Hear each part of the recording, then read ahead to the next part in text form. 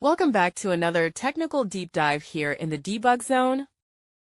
Today we're tackling a big question and breaking it down with insights from other users. Hopefully this clears up some misconceptions and helps you get the answer you need. So buckle up, stay a little curious, and let's jump right in.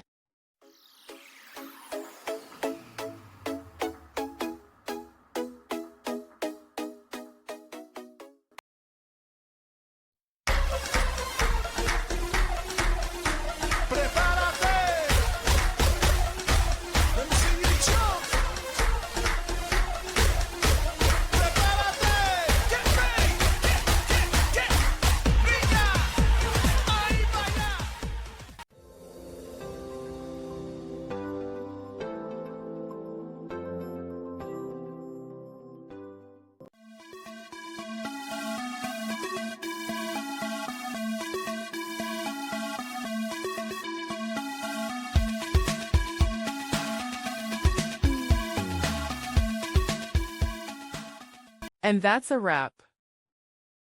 I hope you found the answer you were looking for. If you did, take a second to hit that subscribe button. It really helps out. And let me know in the comments which solution worked best for you. See you next time in the debug zone.